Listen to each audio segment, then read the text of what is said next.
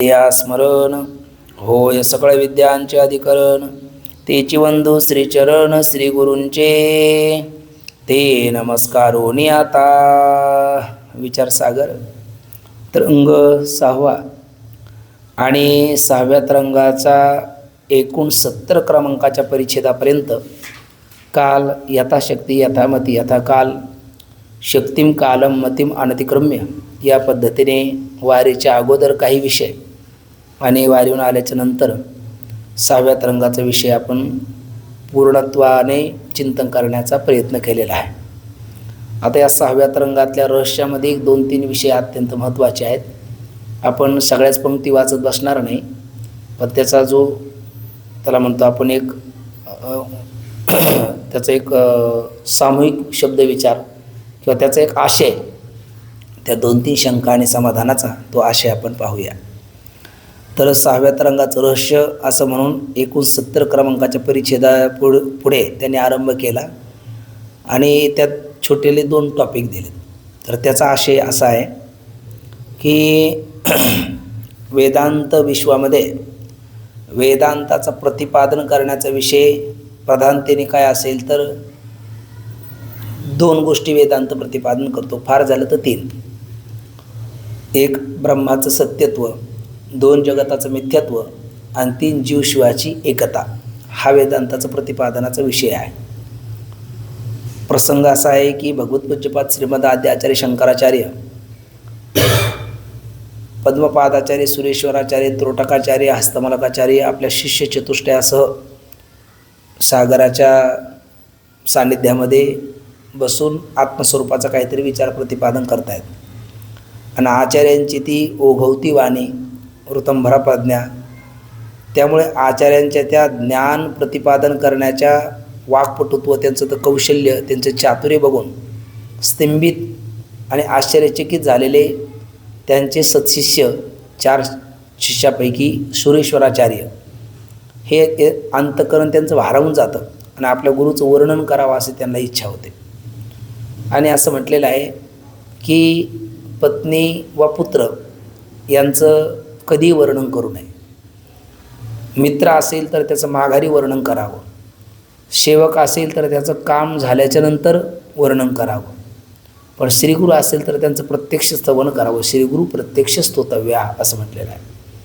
आणि म्हणून भारावलेल्या अंतःकरणाने सुरेश्वराचार्य उभे राहतात आणि एक हात ते त्या विशाल असणाऱ्या अथांग धीरगंभीर असणाऱ्या सागराकडे करतात, दुसरा आपल्या श्रीगुरूकडे करतात आणि आपल्या 3 गुरुबंधूला म्हणतात, हा सागर जसा अथांग धीरगंभीर आहे त्याचा ठाव अद्याप कोणालाही लागला नाही, तसं आपल्या गुरुजींचं ज्ञान आहे.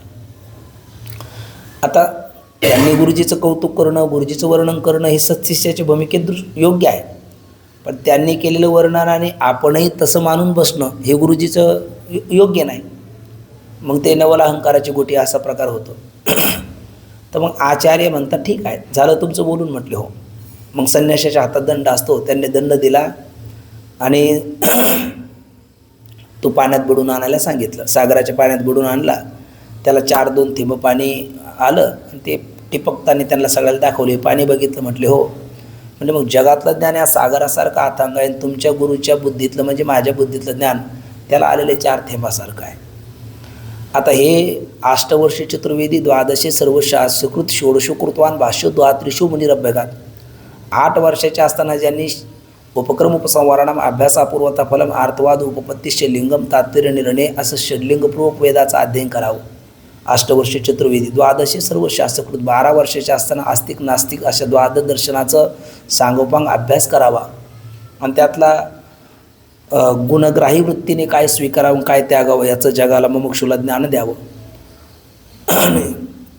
षोडशोकृतवान भाष्य 16 वर्षाच्या असताना ब्रह्मसूत्र दशोपनिषदे भगवद्गीता या प्रस्थानत्रयावर भाष्य लिहावं. आणि द्वात्रिशो मुनिरभ्यगात 32 वर्षाच्या असताना 4 दिशेला 4 मठ स्थापित करून द्वैताचं खंडन आणि अद्वैताचं मंडन करून अद्वैताची परंपरा अविच्छिन्न ठेवून या जगाचा निरोप घ्यावा. असं जे भगवत्पूज्यपाद शंकराचार्य भगवान ज्ञानोबरायांनी त्यांच्याबद्दल म्हणावं, व्यासांचा मागोवा घेतो भाष्यकारा ते वाट पुसतो, अयोग्य मी न पोवतो के जाईल. जगद्गुरु तुकोबराने म्हणावं, तुका करी प्रणिपात दंडवत आचार्या. आणि दक्षिण काशी पैठणनिवासी नाथबाबांनी म्हणावं, वंदू आचार्या शंकरू जो ग्रंथार्थ विवेक चतुरू सांडोनी कर्मठतेचा दिनकुरू प्रबोध दिनकुरू प्रकाशना. जसं ज्ञानोबराय महाविष्णूचा अवतार आहे ते आधी नाथ भगवान शंकराचा अवतार म्हणजे भगवान शंकराचार्य आहे, पण त्यांनीही नम्रता दाखवावी. तर त्यावेळेला त्रोटकाचार्य तर एकदम दिंगमूढ झाले, ठप्प झाले आणि त्यांच्या चेहऱ्यावरची एक उदासीन कळा आचार्याने बघितली. विचारलं काय झालं? म्हणजे काही नाही, तुमच्यासारख्याने जर असं म्हणावं तर आमचं काय. म्हणजे इतके जर हे ज्ञान सागर हा इतका अथांग असेल, व्यापक असेल, तर याचं तात्पर्य आम्हाला कसं कळेल? बरं तुम्ही बघा ना, इस्लाम धर्म एक कुराण आहे, ख्रिश्चन म्हटलं एक बायबल आहे, अशा अनेक धर्माची धर्मग्रंथ यांचं भांडवल अत्यंत मर्यादित आहे, सीमित आहे. पण सनातन हिंदू धर्म आपण जर पाहिला तर एक जन्म कोरा नुसते आपल्या ग्रंथाची नावं पाठ करण्याकरता घालवला तरी तो जन्म पुरणार नाही, इतकं आपलं वाङ्मय विपुल आहे. आणि हीच शंका सुरेश्वराचार्याच्या अंतकरणात आली. मग ते म्हणाले, या कोट्यवधी ग्रंथाचं सार सर्वस्व आम्हाला कळेल का, आम्हाला आत्मसात होईल का? आचार्य म्हटले हो ते मात्र होईल. म्हणले ते कसं होईल? इतका अथांग असेल तर. म्हणजे त्याचं तात्पर्य तुम्हाला पाहिजे ना, त्याचं तात्पर्य कळेल. कोण सांगेल? म्हटले मी सांगेल. म्हणले कसं? म्हणले थोडक्यात सांगितलं पाहिजे. म्हणले थोडक्यात. म्हणले किती? म्हणले एका श्लोकात. आचार्य म्हणतात त्याला एक श्लोक काय करायचा. मी अर्ध्या श्लोकामध्ये जगातल्या कोट्यावधी ग्रंथाचं सार सर्वस्व तुम्हाला सांगू शकतो, कारण आचार्याला शास्त्रकृपा संपादन त्यांनी केलेली आहे. आणि मग ते आचार्य त्यावेळेला बोलतात, जो जगप्रसिद्ध वेदांत विश्वातला श्लोक आहे काय, श्लोक अर्धेर प्रवक्ष्यामि यदुक्तम ग्रंथ कोटिभी ब्रह्मसत्यम जगन्मिथ्या जीव ब्रह्मयो नापरा. ब्रह्मसत्य आहे, जगत मिथ्य आहे आणि जीव हा ब्रह्मरूप आहे, असं आचार्यांनी या कोट्यावधी ग्रंथाचं सार सर्वस्व एका अर्ध्या श्लोकात सांगितलं. यातून आपल्या गोष्ट लक्षात काय येते? वेदांत विश्वाचं वेदांत किती सांगितला, किती अहोरात्र जन्मी आपण चिंतन केलं तर याच्यापुढे वेदांत नाही. एक ब्रह्मसत्य, दोन जीव जगन्मिथ्या आणि तीन ब्रह्मैव नापरा, म्हणजे जीव हा ब्रह्मरूप आहे. म्हणजे वेदाच्या प्रतिपादनाचे हे तीनच विषय प्रधान आहे. जगताचं मिथ्यात्व सिद्ध करायचं, ब्रह्माचं सत्यत्व सिद्ध करायचं आणि जीव ब्रह्मरूप कसा आहे हे मुमुक्षूच्या लक्षात आणून द्यायचं. आणि याच विषयाचं प्रतिपादन करणारे अनेक ग्रंथापैकी प्रकरण ग्रंथ घागरमे सागर आपले शांतीब्रह्म बाबाने ज्याबद्दल बोलावं तो हा विचार सागर आहे, ज्याच्यामध्ये हेच सांगितलेलं आहे. म्हणजे चौथ्या तरंगामध्ये अनिर्वचनी ख्यातिवादाच्या माध्यमातून या विषयाचं प्रतिपादन केलं.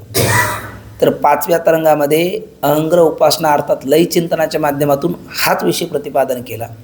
आणि प्रकरण प्राप्त चालू असणारा हा काल ज्याचा आपण उपसंहार शेवट पाहिला, या 6व्या तरंगामध्ये देखील दृष्टीसृष्टीवादाच्या माध्यमातून, म्हणजे असं म्हणा 5व्या तरंगामध्ये सृष्टीदृष्टीवादाच्या माध्यमातून, 6व्या तरंगामध्ये दृष्टीसृष्टीवादाच्या माध्यमातून हाच विषय प्रतिपादन केलेला आहे. आणि तो प्रतिपादन करण्याकरता स्वप्नाचा दृष्टांत केला. यथा स्वप्न प्रपंचूपी महिमा विजृंभिता तथा जागृत प्रपंचूपी महिमा विजृंभिता. जसा स्वप्न प्रपंच हा मिथ्या आहे तसा जागृत प्रपंचसुद्धा काय आहे? मिथ्याच आहे.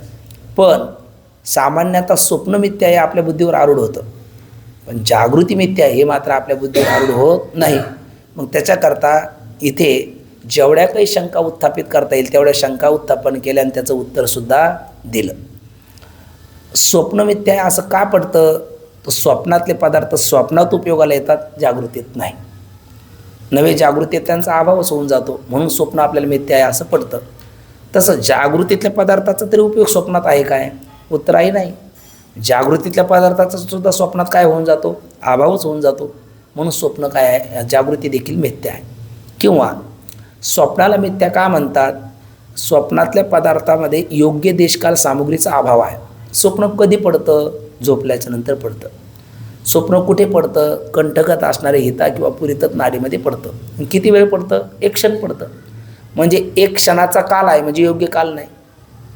आणि केसाचा सहस्रावा हिस्सा म्हणजे इतकी सूक्ष्म असणारी हिता किंवा पुरितत नाडी म्हणजे योग्य देश नाही. मग स्वप्न प्रतीती उत्पन्न होत नाही, जागृती उत्पन्न होते, तशी स्वप्नातले पदार्थ उत्पन्न होतात. पण स्वप्नातल्या पदार्थाच्या उत्पत्तीला योग्य देशकाल सामुग्रीचा अभाव आहे म्हणून ते मिथ्या आहे. तर जागृतीतल्या पदार्थाला ज्ञानोबराय अमृतानुभवामध्ये म्हणतात हे स्वप्नीहुनी निपटारे. मज बोलताना वाटे खरे, स्वप्नी देखील स्वप्न का मृगजळी सासेन लेवन असं ज्ञानेश्वरीत माऊलींनी म्हणावं. स्वप्नातलं स्वप्न म्हणजे कोण आहे? हे जागृतीतले पदार्थ आहे. म्हणजे स्वप्नाला देशकाल नाही, पण जागृतीला म्हणजे स्वप्नाला योग्य देशकाल नाही म्हणून मिथ्या आहे, आणि जागृतीला देशकालच नाही. कारण जिथे जिथे जागृत पदार्थाचा श्रुती स्मृती पुराणामध्ये वर्णन केलं, कुठेही देशकालाचा उल्लेख केलेला नाही. म्हणून स्वप्नातलं स्वप्न म्हणजे कोण आहे? जागृती आहे. म्हणजे खऱ्यातलं खरं, खऱ्यातलं खोटं, खोट्यातलं खोटं आणि खोट्यातलं खरं अशी 4 प्रकार. तर खऱ्यातलं खरं आहे ना, म्हणजे सत्य साच खरे, नाम विठोबाचे बरे. परमात्म्याचं नाम हे खऱ्यातलं खरं आहे. आणि खऱ्यातलं खोटं, रज्जूवर शुक्तीवरी रजत, पाहता डोळा दिशे, रज्जूवरी वासे मिथ्या सर्प. मग शुक्तीवरचं रजत, स्थानवरचा पुरुष, रज्जूवरचा सर्प हे काय? खऱ्यातलं खोटं आहे. जगात आपण खरं मानतो ना, हे खऱ्यातलं काय? खोटं आहे. आणि खोट्यातलं खरं तर राजा हरिश्चंद्राला पडलेलं स्वप्न, त्यांनी स्वप्नात दिलेलं दान जागृतीत खरं करून दाखवलं, विश्वामित्राला दिलेलं दान. किंवा जगद्गुरु तुकोबराय म्हणतात, बाबाजी आपले सांगितलेले नाममंत्र देतला रामकृष्ण हरी, पण कुठे? सापड वेळी वाटे जाता गंगा स्नाना, मस्तकी तो जाना ठेविला कर. तर स्वप्नातच झालेला अनुग्रह आहे ना. स्वप्न खोटं आहे, पण ते महाराजांचं खरं ठरलं, म्हणजे ते खोट्यातलं खरं आहे ना. म्हणजे खऱ्यातलं खरं कोण? परमात्म्याचं नाम. खोट्यातलं खरं कोण? जगद्गुरु तुकोबरायाचं राजा हरिश्चंद्राचं स्वप्न. आणि खऱ्यातलं खोटं हे रज्जू सर्प शुक्ती रजत. आणि खोट्यातलं खोटं कोण असेल तर हे जगत, असं म्हटलेलं आहे. खोट्यातलं खोटं ज्ञानोबराय काय म्हणावं, जे जे देखणे सकळ ते स्वप्नीचे मृगजळ. म्हणजे स्वप्न पहिलंच खोटं आणि स्वप्नात दिसलेलं मृगजळ खोट्यातलं खोटं. तसं जगत पहिलंच खोटं, जगत म्हणजे मृगजळ, पण हे कुठलं मृगजळ? जागृतीतलं नाही, स्वप्नातलं मृगजळ. हे देखणे म्हणजे जगत, हे स्वप्नातलं मृगजळ म्हणजे खोट्यातलं खोटं. मग स्वप्न हे खोटं असल्यामुळे जर खोटं असेल तर जागृती स्वप्नातलं स्वप्न म्हणजे खोट्यातलं खोटं असल्यामुळे ते किती खोटं असलं पाहिजे. असं कोण आहे? हे जगत आहे, असं आचार्य सांगतात. आणि तोच विषय या वेदांताच्या प्रतिपादनाचा आहे आणि तोच विषय यामध्ये प्रतिपादन केला. पण स्वप्न मिथ्या हे मनुष्याच्या बुद्धीवर आरूढ होतं, जागृती मिथ्या हे मात्र आरूढ होत नाही. तर त्याकरता आपल्याला तत्चिंतनम तत्कथनम युक्तिवाद करावा लागतो की ज्या निकषाने ज्या कारणाने स्वप्न मिथ्या आहे तेच निकष तेच कारण जर जागृतीत सिद्ध होत असेल तर जागृती मिथ्या ठरायला काय हरकत आहे? उत्तर आहे काही हरकत नाही. पण ते सहजासहजी होत नाही. तर त्याच्याकरता तुका म्हणे सुख देह निरसने आणि चिंतने तद्रूपता. त्याच्याकरता आपल्याला चिंतन पुष्कळ करावं लागेल. त्याच्याकरता हे अनेक युक्तिवाद ग्रंथकारांनी दिले. असं हे 6व्या रंगाच्या रहस्यातल्या पहिल्या छोट्याशा 2 परिच्छेदामध्ये बोलणं झालं. आता हे आपण घरी सविस्तर वाचा, आपण जसा वेळ भेटेल तसं. पण एक त्यातला आशय आपण पाहत आहोत. नंतर मग पहिले आता शंका घेतात, म्हणजे साधारण 3 शंका आणि त्याचं उत्तर या रहस्यामध्ये दिलेलं आहे. तर त्यातली पहिली शंका अशी आहे की थोडंसं इकडे बघा. आता कल्पना करा, हा घट आहे. वेदांत सुरू झाला आणि घटपट रज्जू सर्प नाही आला तर वेदांत पूर्ण होत नाही, आहे की नाही? काही लोक म्हणतात ही लोक ही अशुभ आहेत, म्हणजे पाठात सुद्धा सगळीकडे अशुभच बोलतात. घटपाटाचा उपयोग कधी असतो? गेल्याच्या नंतर, मेल्याच्या नंतर. आणि तीच काय मी असंच विचार करतात. पण खरं सांगा, आपली एवढी हानी काय झाली आपण मृत्यूला विसरलो म्हणून ना. चिरंजीव पदामध्ये नाथबाबा सुरुवातीलाच म्हणतात, चिरंजीव पद पावयाशी आन उपाय नाही साधकाशी, किंचित बोल निश्चयाशी कळवायाशी साधका येते मुख्य पाहिजे अनुताप. त्या अनुतापाचे कैचे रूप? नित्य मृत्यू जाणे समीप न माने अल्पदेह सुख. म्हणे नरदेह किमर्थ निर्मिला, तो मी विशेष वार्ते लाविला आणि मग थिता पारमार्था हातीचा गेला करी वहिला विचार. हा याचा अर्थ मृत्यूला विसरून चालत नाही. उलट तुकोबराय म्हणतात झाला प्रेतरूप शरीराचा भाव लक्ष्याला ठाव स्मशानेचा. किंवा मरणाही आधी राहिलो मरुणी मग केले म्हणे होते तैसे आपुले मरण पाहिले मे डोळा तो झाला 16 अनुपम्य. म्हणजे मृत्यूला कधी विसरले का संत? का मृत्यूचं कायम स्मरण आहे त्यांना, मृत्यूची कायम स्मृती आहे म्हणून ते संत ठरले. आणि मृत्यूला विसरला म्हणून जंतच राहिला. याचा अर्थ मृत्यूला विसरता कामा नाही. मृत्यू आपल्याला एक दिवस येणार आहे, ते अंतिम सत्य आहे, त्याला आपला सामोरं जाणं आहे. हे विसरू नये म्हणूनही कदाचित हे घटपट हे दृष्टांत वेदांतामध्ये असावेत. असो, घटाचा आपल्याला घटपट आपल्या कायम आहे. आणि रज्जू सर्प वेदांत सुरू झाला म्हणजे रज्जू सर्प नाही आला तर रज्जू वेदांत कधी पूर्ण होत नाही. तर मला घडलेली घटना मला वाटतं मागे बोललो की नाही आपण, काय आठवत नाही. गुरुदेव चंद्रशेखर महाराज देगलूरकर, मी एक साधारण 2002-03च्या दरम्यान चातुर्मासला होतो आणि अभंग चालू होता रज्जू सर्पकार भासिले जगदंबर. आता महाराज कितीतरी दिवस एका अभंगावरती रज्जू सर्पकार भासिले जगदंबर 1 महिना जवळपास महाराजांनी त्या अभंगावर निरूपण केलं. आणि मग 1 महिन्याच्या नंतर एक म्हातारे बाबा उठलेत, काठी घेऊन उठलेत चालू प्रवचनात आणि ते इकडे तिकडे बघायला लागले. तर यांनी विचारलं का हो बाबा तुम्ही का उठला? म्हणले तू तुझं चालू दे. आता वयस्कर होते ते महाराजांना अरे कार्यावर बोललेत. म्हणले बाबा ठीक आहे पण मग आपण का उठलात? विक्षेप होतो ना, श्रोता दुश्चित तरी बेतळे मांडला रसू असं आहे. मग ते म्हणले तसं नाही, आपण आपलं चालू द्या. म्हटले नाही पण आपण का उठलात? हो म्हटले 1 महिना झाला तो रज्जू सर्पच कानावर पडतो, त्याला 2 ठोके धोपटे घालून एकदा मारून टाकतो म्हणजे पुढचं काहीतरी ऐकायला भेटेल असं ते म्हटलं. दृष्टांत संपला आपला. म्हणजे मारायला तो मरण्यासारखा असेल तर व्यावहारिक सत्तेतला असेल तर मरेल ना. वेदांत काय सांगतो, जे ज्याच्या अज्ञानाने भासतं ते त्याच्याच ज्ञानाने निवृत्त होतं, मग त्याला मारेल कसा? पण रज्जू सर्प घटपट हे आपल्या पाचेला पोचलेले आहेत. जोपर्यंत आपण वारकरी संप्रदायात आहोत, गाथा ज्ञानेश्वरी भागवताचं चिंतन करतो, तोपर्यंत संतांनी सुद्धा हा विषय आणलाच आहे, त्यामुळे हा विषय येणारच. तर त्यातला एक आपण आता घट घ्या. हे कशाकरता मला ही शंका समाधान असं आहे की पहिली शंका अशी विचारली, हा घट आहे ना, आणि हा घट वेदांताचा आणखी एक सिद्धांत आहे, अनुत्पन्न पदार्थाची प्रतीती येत नाही. जो पदार्थ उत्पन्न झाला नाही त्याची प्रतीती येत नाही. प्रतीती येते त्या अर्थी तो उत्पन्न होऊनच प्रतीतीला आलेला आहे. मग अनुत्पन्न पदार्थाची प्रतीती येत नाही. वंद्यपुत्राची आपल्याला कधी प्रतीती आली? माऊलीचं स्पष्ट सांगणं आहे, विधान आहे, वांजेची लेखा कैची जन्मपत्रिका नवी निळी भूमिका के कल्पपा. वंध्यापुत्राच्या आपल्याला प्रतीती काय येत नाही? उत्तरा येतो अनुत्पन्न आहे, त्याची उत्पत्ती झाली नाही. मग घटाच्या आपल्याला प्रतीती येते त्या अर्थी तो अनुत्पन्न का उत्पन्न? उत्पन्न आहे ना. मग आता बघा, या घटाच्या आपल्याला उत्पत्तीची प्रतीती येते, स्थितीची प्रतीती येते का नाशाची प्रतीती येते का तिन्हीची प्रतीती येते? तिन्हीची प्रतीती येते. भूमी आतून स्वयंभ काय घड्या गाडग्याची निगती कोण करीते, कुलालमतीचे गर्भ उमटले की माऊली म्हणतात. किंवा कापसाची पोटी काय कापडाची होती पेटी, वेळी तयाची दिटी कापडू झाला. याचाच अर्थ घट निर्मिती करता उपादान कारण मृतिका लागते, निमित्त कारण कुलाल लागतो, सहकार्य कारण दंड चक्रादी लागतात. म्हणजे त्याद्वारा या घटाची उत्पत्ती झाली अशी उत्पत्तीची प्रतीती येते. जोपर्यंत त्याचा नाश झाला नाही त्यामधल्या काळात त्याची स्थितीची प्रतीती येते घटाची. म्हणजे घट आहे, हा काय आहे? घट आहे, अयम घट हा, अशी त्याच्या स्थितीची प्रतीती येते. आणि कालांतराने एखाद्याने त्याच्यावर एखादा सोटा घातला तर त्याला आपण प्रध्वंस अभाव म्हणतो. घट फुटतो आणि त्याच्या चूर्णी भावरूप कपालिका, त्याच्या छोटे छोटे खापरं आपल्याला दिसतात. किंवा फिरवेला घट फोडीला चरणी महावाक्य दोन्ही बोंब झाली. त्या प्रेताच्या भोवती 1, 2, 3दा असे त्याला 3 टाचे पाडतात. 3 धारा लागल्या, चौथ्यांदा म्हणतात द्या सोडून, मागे टाकला की तो फुटतो. म्हणजे त्याच्या कपालिका होतात, म्हणजे चूर्णी भावरूप त्याचा नाश झाला. मग आता बोला, या घटाच्या आपल्याला उत्पत्तीची प्रतीती आली, स्थितीची प्रतीती आली का नाशाची प्रतीती आली का? तिन्ही आली. तिन्ही प्रतीती आली. उत्पत्तीची प्रतीती आली, नंतर त्याच्यामधल्या काळातल्या स्थितीची प्रतीती आली, त्याच्या नाशाची प्रतीती आली. थोडंसं एकाग्र व्हा. तसं म्हणजे याचा अर्थ का, जो पदार्थ उत्पन्न झाला त्याच्या उत्पत्ती, स्थिती आणि नाशाची प्रतीती येते, बरोबर. आणि जो पदार्थ उत्पन्न झाला नाही त्याची प्रतीती येत नाही. उदाहरणार्थ वांजेची या लेखा, तो उत्पन्न झाला नाही म्हणून त्याची प्रतीती येत नाही. आता बोला, आपल्याला जर रज्जूवर काय भासतो? सर्प. रज्जू सर्पाकार भास येले जगडंबर.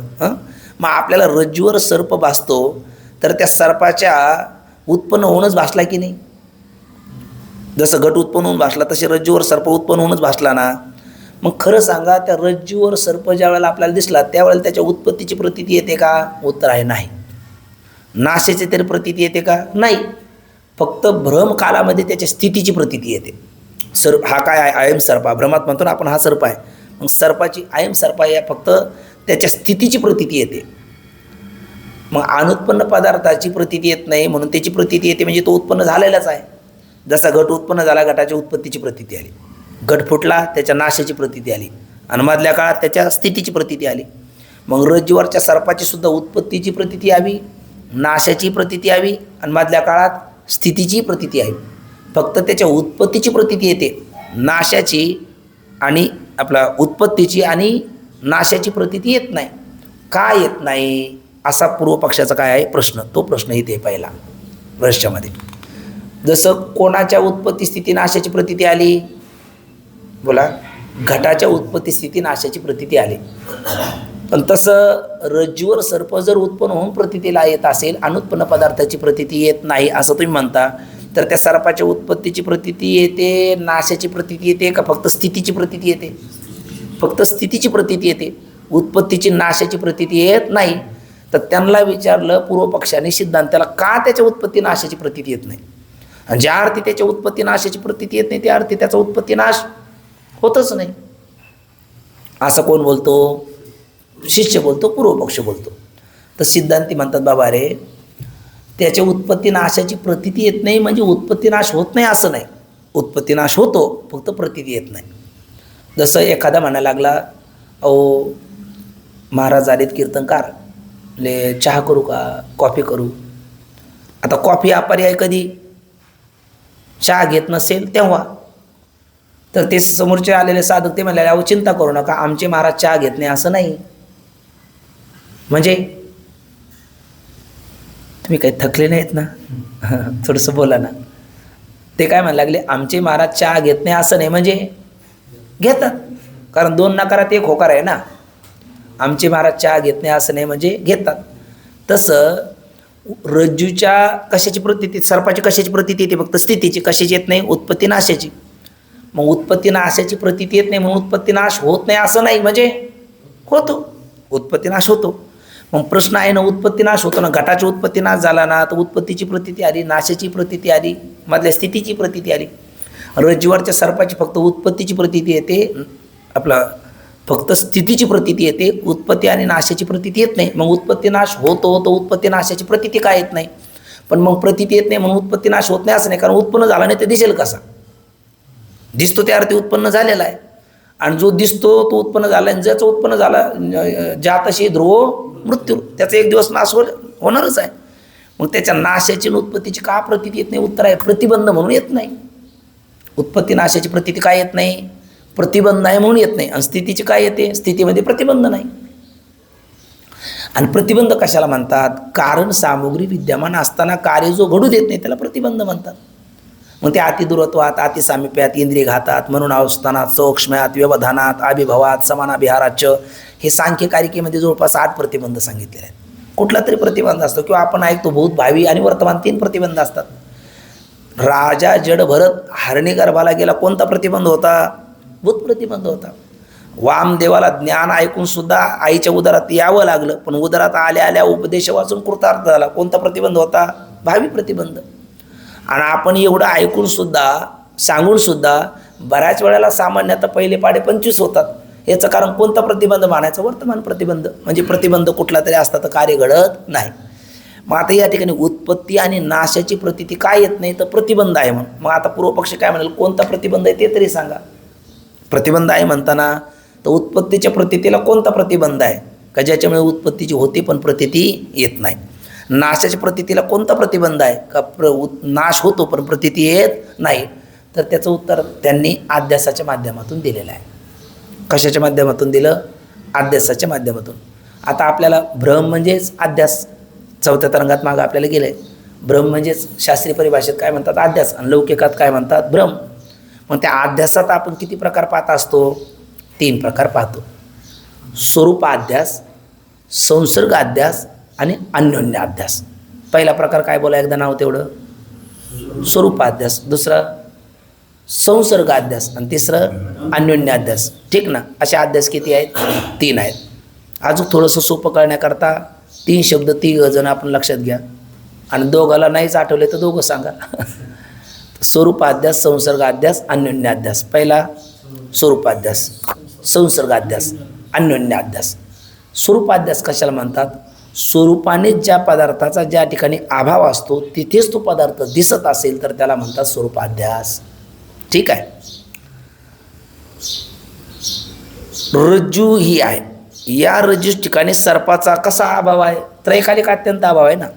म्हणजे स्वरूपानेच रज्जू ठिकाणी सर्पाचा अभाव आहे आणि जिथे त्याचा अभाव आहे तिथेच त्याचा भाव वाढतो. म्हणून रज्जू ठिकाणी सर्प नसताना दिसतो म्हणजे अध्यास झाला, म्हणजेच भ्रम झाला. तो कोणता भ्रम झाला? स्वरूपाध्यास आहे ना. म्हणजे भ्रम म्हणजेच अध्यास. तर कोणता अध्यास झाला? तो स्वरूपाध्यास. मग स्वरूपाध्यास करण्याकरता कोणता दृष्टांत आपल्यासमोर? रज्जू सर्प. ठीक आहे. पहिला अध्यास स्वरूपाध्यास, उदाहरण कोणतं? रज्जू सर्प. दुसरा आहे संसर्गाध्यास. संसर्गाध्यास म्हणजे संसर्ग शब्दाचा अर्थ घ्या संबंध. तिथला संबंध फक्त अध्यस्त असतो आणि त्याच्यामुळे तो भ्रम होतो. दोन्ही पदार्थ असतात पण एकाचे धर्म एका ठिकाणी दिसतात, त्याला म्हणायचं संसर्गाध्यास. त्याच्याकरता वेदांतातलं प्रसिद्ध उदाहरण आहे जपाकुसुम आणि स्फटिकमणी. जपाकुसुम म्हणजे जास्वंदीचं लाल तांबडं फूल आणि स्फटिकमणी. आता तो स्फटिक आणि जास्वंदीचं फूल दोघं एका देशात जर आले ना तर ते जास्वंदीचं फूल कसं असतं? रक्तवर्णाचं आहे ना. जपाकुसुमाचं फूल कसं आहे? रक्तवर्णाचं. आणि स्फटिक कसं आहे? पांढरा शुभ्र आहे. पण आपण दुरून जर बघितला ना तो स्फटिकच आपल्याला लालबुंद वाटतो. मग ती लालिमा रक्तिमा कोणाची आहे? जपाकुसुमाची आहे. वाटते कोणाची? स्फटिकाची. हा झाला संसर्ग अध्यास. म्हणजे संसर्ग अध्यास करता उदाहरण कोणाचं घ्यायचं मग? जपाकुसुमाचं. आणि तिसरं आहे अन्योन्य अध्यास. अन्योन्य अध्यासाकरता वेदांतला तर उदाहरण प्रसिद्ध आहे ते भ्रमर आणि पोपट. पोपट बसलेला आहे त्या याच्या झाडावर, कशाच्या? त्या जास्वंदीच्या झाडावर. आणि जांभळाच्या झाडावर बसलेला आहे भ्रमर. आणि असं म्हणतात त्या पोपटाला जांभूळ आवडतं आणि त्या भ्रमराला पळसाची कळी आवडते. आणि पोपट पूर्ण हिरव्या वर्णाचा असतो पण त्याची ती चोच आहे ना ती लालबुंद जास्वंदीच्या कळीसारखी असते. त्या जांभळाच्या झाडावरच्या भ्रमराने तिकडे बघितलं, त्याला वाटलं कळीच आहे.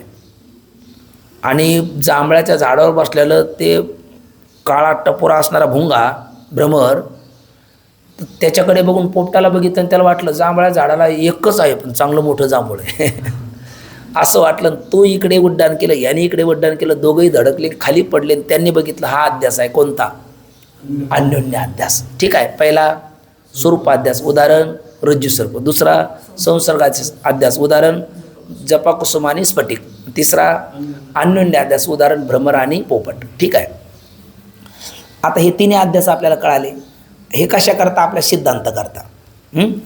तसं उदाहरण कोणतं चालू आहे आपलं? रज्जू सर्पाकार भासेले जगडंबर. बरोबर. मग आता जगताचा आपल्याला भ्रम झाला कोणाच ठिकाणी? भ्रम म्हणजेच अध्यास झाला.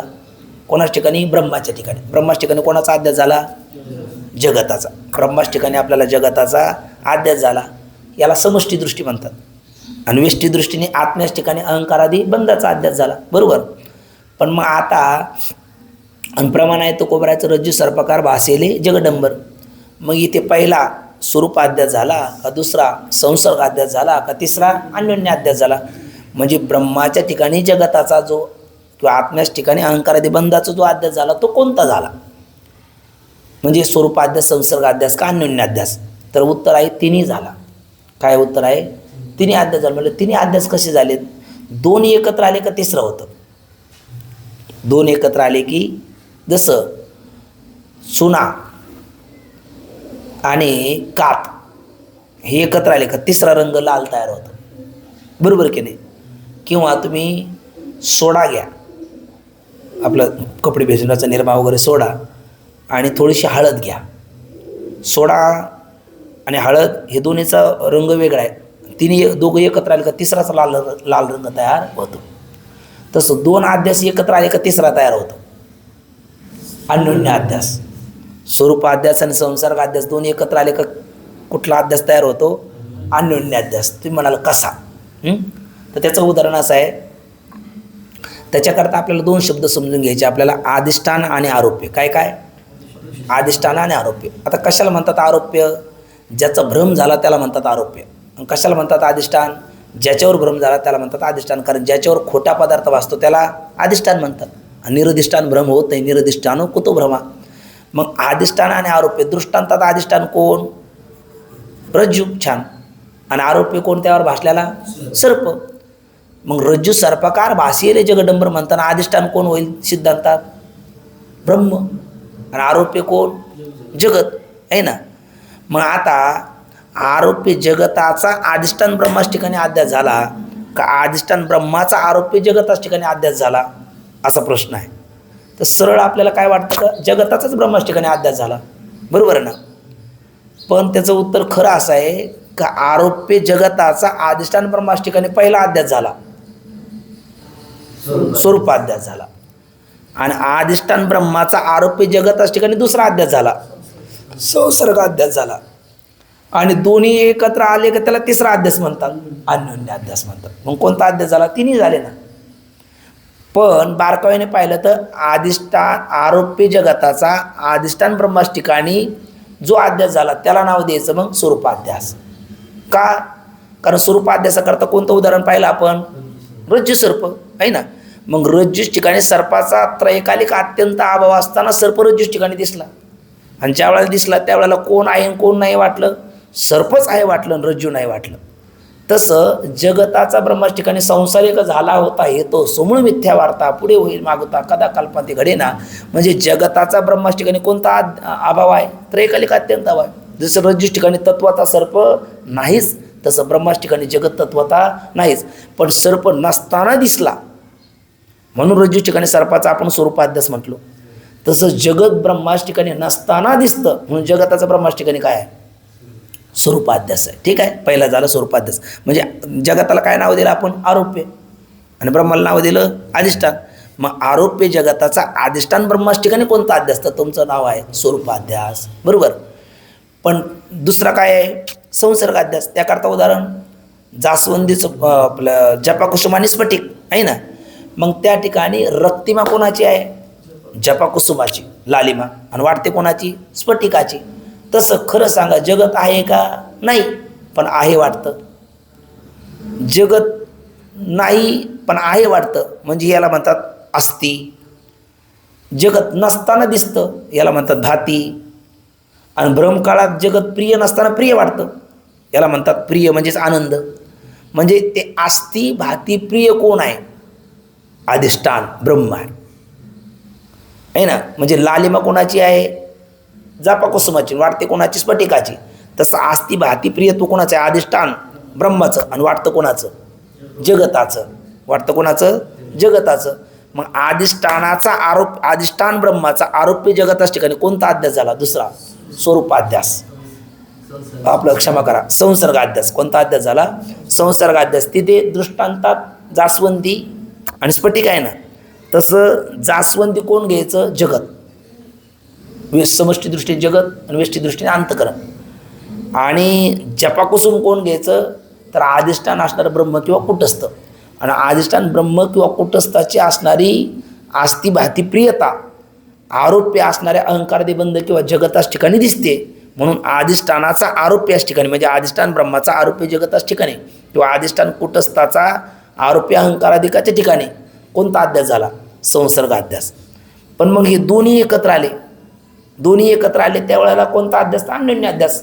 म्हणजे अधिष्ठानाचा आरोप्याचा अधिष्ठानाच्या ठिकाणी स्वरूपाध्यास आणि अधिष्ठानाचा आरोप्याच्या ठिकाणी संसर्गाध्यास आणि दोघाच ठिकाणी नाव एकच द्यायचं तर मग अन्योन्य अध्यास. ठीक ना. आता हे आपल्याला अध्यास लक्षात आले. आपला प्रश्न काय आहे? अनुत्पन्न पदार्थाची प्रतीती येत नाही हा सिद्धांत आहे. मग कोणाची आपल्याला उत्पत्ती स्थिती आणि नाशाची प्रतीती आली? घटाची. पण कोणाची फक्त उत्पत्तीची प्रतीती आली? आपल्या स्थितीची प्रतीती आली, उत्पत्ती नाशाची नाही आली? रज्जूवर भासलेल्या सर्पाची. तर प्रश्न काय? त्याची उत्पत्तीची प्रतीती काय येत नाही आणि नाशाची प्रतीती काय येत नाही? जर उत्पन्न होऊन प्रतीतीला आला तर प्रतिबंध आहे म्हणून उत्पत्ती नाशाची प्रतीती येत नाही असं आपण उत्तर दिलं. मग प्रतिबंध आहे म्हणून उत्पत्ती नाशाची प्रतीती येत नाही तर कोणता प्रतिबंध आहे असा काय प्रश्न आहे? तर त्याला म्हणतात उत्पत्तीची प्रतीती काय येत नाही तर अधिष्ठानाचा प्राकसिद्धत्व धर्म त्या सर्पाच्या उत्पत्तीच्या प्रतीतीला प्रतिबंध करतो म्हणून उत्पत्तीची प्रतीती येत नाही पण उत्पत्ती होत नाही असं नाही. काय काय एवढे शब्द थोडेसे मोठे होईल. तर बघा तुम्ही दुसरी शंका आहे ना, दुसरी शंकाच्या वरची ठळक पंक्ती बघा. शंका दुसरी काढली आहे ना, त्याच्यावरची ठळक पंक्ती ती वाचतो फक्त.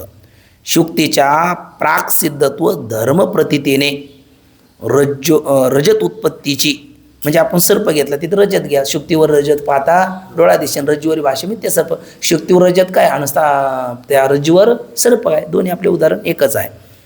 मग शुक्तीच्या प्राकसिद्धत्व धर्मप्रतीतेने रजत उत्पत्तीची प्रतीती होत नाही, पण आपण मनाने लावायचं पुढचं रजताची उत्पत्ती होत नाही असं नाही. म्हणजे आदिष्टान, आता इकडे बघा ते पंक्ती सोडून द्या. आदिष्टानाचा प्राकसिद्धत्व धर्म सर्प उत्पत्तीच्या प्रतीतीला प्रतिबंध करतो. तर एवढं शब्द समजून घ्यायचा. प्राकसिद्धत्व काय, प्राक म्हणजे पूर्वी, सिद्ध म्हणजे असणं, पूर्वीचं असणं. मग आता ही शुक्ती आहे आणि याच्यावर कशाच भासलं आपल्याला, रजत भासलं. मग तिथे हा रजताचा भ्रम होण्यापूर्वी कोण आहे, शुक्ती आहे. बोला बरं का, भ्रमनिवृत्त झाल्याच्या नंतर कोण आहे, शुक्तीच आहे. मधल्या काळात आपल्याला वाटतं रजत, पण खरं तत्वता त्याही काळात कोण आहे, शुक्तीच आहे. मग त्या शुक्तीच्या ठिकाणी या रजताचा कोणता अभाव सिद्ध झाला, त्रैकालिक अत्यंत अभाव सिद्ध झाला. बरं का, कोणता अभाव सिद्ध झाला, म्हणजे तिन्ही काळात नाही ना, तो उत्पत्तीपूर्वी नाही, नाशानंतर नाही, मधल्या काळात ते तत्वता नाहीचे. कारण असं असतं, आदो अंती यन्नास्ती वर्तमाने पितन तथा आदो अंती यदास्ती वर्तमाने पितन तथा. जे आधी नसतं, अंती नसतं, मध्यंतरी जरी दिसलं तरी नसतं. मग आधी अंती शुक्ती नाही म्हणून मध्ये जरी दिसली तरी नाही, आणि आधी अंती आपला शुक्तीने, मग आधी अंती रजत नाही म्हणून मध्ये जरी दिसलं तरी नाही, आणि आधी अंती शुक्ती आहे म्हणून मध्यंतरी नाही दिसले तरी तेच आहे. बरोबर. मग या शुक्तीस ठिकाणी या रजताचा कोणता अभाव सिद्ध झाला, त्रैकालिक अत्यंत अभाव. म्हणजे मग आता प्राकसिद्धत्व धर्म कोणाचा आहे, तिथं पूर्वीचं असणं कोणाचं आहे, छान, शुक्तीचं आहे. प्राकसिद्ध म्हणजे पूर्वी कोण आहे, तिथे शुक्ती आहे. आणि तिथे इदम जातत्व म्हणजे नुकतीच उत्पन्न झालेली कोण आहे, रजत. कारण अनुत्पन्न पदार्थाची प्रतीती येत नाही ना, त्या अनिर्वचनी रजताची उत्पत्ती झाली. म्हणून मागे आपण बोललो, उत्पत्ती करता अनिर्वचनी ख्याती असते, प्रतीती करता अन्यथा ख्याती प्रौढीवादाने मानले तरी चालते. आता या वाक्याचा आशयविषय तो फार लांब जाईल, तेवढ्याकडे आपल्याला दूर जायचं नाही. तो फक्त प्राकजातत्व, इदन जातत्व कोणाचं आहे, इदम म्हणजे आत्ताच उत्पन्न झालेली कोण आहे, रजत आहे. आणि प्राकजातत्व कोणाचं आहे, शुक्तीचं. ते प्राकजातत्व जे शुक्तीचं आहे ना, ते इदम जातत्व रजताच्या प्रतीतीला काय करतं, प्रतिबंध करतं. म्हणून रजताची उत्पत्तीची प्रतीती येत नाही, पण रजताची उत्पत्ती होत नाही असं नाही. म्हणजे रजताची उत्पत्ती होते. ठीक आहे. म्हणजे प्राकजातत्व, अधिष्ठानाचं प्राकजातत्व या धर्माने इदन जातत्वाला प्रतिबंध केला म्हणून उत्पत्तीची प्रतीती नाही आली, आम्ही मान्य करू. नाशाची तरी प्रतीती काय येत नाही, असा पुन्हा काय झाला प्रश्न पडला. तर नाशाची प्रतीती काय येत नाही, तर म्हणले अधिष्ठाना नाशाची प्रतीती न येण्याचं कारण, आता दोन गोष्टी म्हणल्या आपण, अधिष्ठान आणि आरोप्य. नाथबाबाचं हरिपाठातलं प्रमाण आहे, शुक्तीवरी रजत पाहता डोळा दिशे, रज्जूवरी भासे मिथ्या सर्प. मग शुक्ती आणि रजत याच्यात अधिष्ठान कोण आणि आरोप्य कोण, बोला एकदा. अधिष्ठान शुक्ती आणि आरोप्य रजत. तर अधिष्ठान ज्या वेळेला जे ज्याच्या अज्ञानाने भासतं ते त्याच्या ज्ञानाने निवृत्त होतं. जे रजत ज्याच्या शुक्तीच्या अज्ञानाने भासतं म्हणून ते रजत त्याच्या शुक्तीच्या ज्ञानाने निवृत्त होतं. निवृत्त होतं म्हणजे त्याची निवृत्ती अधिष्ठान रूप का उपादान रूप, अधिष्ठान रूप. कारण आपण मागे दोन निवृत्ती पाहिली, लयरूप निवृत्ती आणि आत्यंतिक निवृत्ती. लयरूप निवृत्ती क्रियेने होते आणि उपादानात होते, आणि आत्यंतिक निवृत्ती ती ज्ञानाने होते आणि अधिष्ठानात होते. बरोबर. मग आता या जे ज्याच्या म्हणजे हे रजत ज्याच्या म्हणजे शुक्तीच्या अज्ञानाने भासलं, ते रजत शुक्तीच्या ज्ञानाने निवृत्त झालं म्हणजे ते शुक्तिरूप झालं आहे ना. मग शुक्तिरूप झालं म्हणजे शुक्तीच्या ठिकाणी या रजताचा त्रैकालिक अत्यंत अभावाचा काय झाला आपल्याला निश्चय झाला. आणखी एक आता न्यायशास्त्रात एक थोडं लक्षात घ्या, कुठल्याही पदार्थाच्या नाशाचं ज्ञान हे प्रतियोगी सापेक्षिक असतं. काय शब्द पुन्हा, कुठल्याही पदार्थाचा नाश हे प्रतियोगी सापेक्ष ज्ञान होत असतं. म्हणजे मी जर म्हटलो घट फुटला, हे वाक्य मी बोललो. घट फुटला म्हणजे घटाचा नाश झाला, तर घटा फुटला म्हणजे घटाचा ध्वंस झाला. फुटला म्हणण्यापेक्षा वेदांताच्या भाषेत घटाचा प्रध्वंस झाला, घटाचा नाश झाला. तर घटाचा ध्वंस म्हणजे घटाचा नाश हा कोणाला कळेल? ज्याला प्रतियोगी घटाचं ज्ञान आहे त्याला. घट कशाला म्हणतात हे ज्याला कळतं त्याला कळेल. ज्याला घट कशाला म्हणतात हेच ज्ञान नाही त्याला घटाचा नाश कळेल का? म्हणजे घटाच्या ध्वंसाचा प्रतियोगी कोण झाला? घट. ज्याला घटाचं ज्ञान आहे त्याला घटाचा नाश कळेल. ज्याला घटाचं ज्ञान आहे त्याला घटाची उत्पत्ती कळेल. ज्याला घटाचं ज्ञान आहे त्याला घटाची स्थिती कळेल. बरोबर. म्हणजे नाश हा कोणाच्या सापेक्षिक असतो? प्रतियोगी सापेक्षिक नाशाचं ज्ञान असतं, ध्वंसाचं ज्ञान असतं, अप्रतिज्ञान असतं. आता कोणाचा नाश पाहायचा आपल्याला इथे? रजताचा. छान. कोणाच ठिकाणी? शुक्तीच ठिकाणी. पूर्वपक्षाचं म्हणणं काय? त्याच्या नाशाची प्रतीती का येत नाही. बरोबर ना? तर ज्या वेळेला आपल्याला या शुक्तीचं ज्ञान होतं त्यावेळेला रजताचा कोणता अभाव सिद्ध होतो तेवढं एकदा बोला. छान. त्रैकालिक अत्यंत अभाव सिद्ध होतो. मग शुक्तीच ठिकाणी रजताच्या त्रैकालिक अत्यंत अभाव सिद्ध झाला म्हणजे रजत आहे असं सिद्ध झालं का रजत नाही सिद्ध झालं? मग रजत उत्पत्तीची पूर्वी नाही सिद्ध झालं का नाशाच्या नंतर नाही सिद्ध झालं का ज्या वेळेला पाहत होता त्याही वेळेला नाही सिद्ध झालं? तिन्ही अवस्थेत नाही असं सिद्ध झालं. म्हणजे या रजताचा शुक्तीच ठिकाणी त्रैकालिक अत्यंत अभाव सिद्ध झाला. मग आता तुम्हाला शुक्ती आहे असं कळालं का शुक्ती नाहीच हे कळालं? आपलं रजत आहे असं कळालं का नाहीच कळालं? रजत नाहीच कळालं. म्हणजे रजताच्या भावाचं ज्याला ज्ञान असेल त्याला त्याच्या नाशाचं ज्ञान होईल.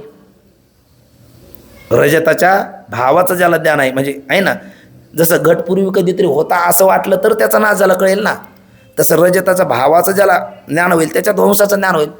रजताचा त्रैकालिक अत्यंत अभावाचा निश्चय झाला ना, त्यांनीच त्या नाशाच्या प्रतीतीला काय केला? प्रतिबंध केला. म्हणून त्याच्या नाशाची प्रतीती येत नाही पण त्याचा नाश होत नाही असं नाही. हे त्याचं उत्तर आहे.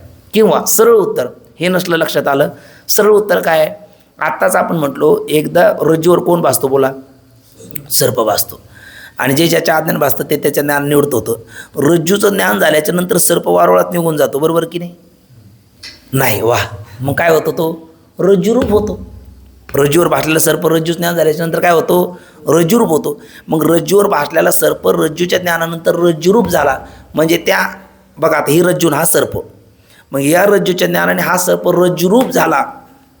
म्हणजे आता तो दिसत नाही, रज्जूरूप झाला. पण त्याचा नाश काय झाला? तो अधिष्ठान रूप झाला. बाई ना. मग आता अधिष्ठान रज्जू दिसणं हेच त्याच्या नाशाची प्रतीती नाही का? कारण आद्यस्थ पदार्थ दूर कुठे जात नाही, तो अधिष्ठान रूप होतो ना. मग आद्यस्थ सर्प हा रज्जूरूप झाला म्हणजे त्या रज्जूची प्रतीती येणं म्हणजेच कोणाची प्रतीती नाही? सर्पाच्या नाशाची प्रतीती नाही आहे ना. तसं त्या शुक्तीवर भासणारं रजत, त्या शुक्तीच्या ज्ञानानंतर ते रजत शुक्तिरूप होणं म्हणजे हीच त्याच्या नाशाची प्रतीती आहे. आणि तरी तुम्ही म्हणता नाशाची प्रतीती काय येत नाही आहे ना. म्हणजे त्या अधिष्ठानाची प्रतीती येणं म्हणजे त्याच्या फक्त आपल्या मनात काय भ्रम आहे? जसं घट फुटल्याच्या नंतर त्याचे खापरं दिसतात चूर्णी बावरूप, तसा नाश. पण तसा नाश व्यावहारिक सत्तेतल्या पदार्थाचा क्रियेच्या अंगाने होतो.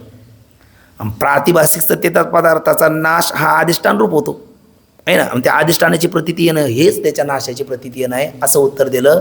म्हणजे दोन्ही शंकेचं उत्तर झालं. आणि आणखी एक उत्तर आहे स्वरूपाध्यास संसर्गाध्यासाकरता.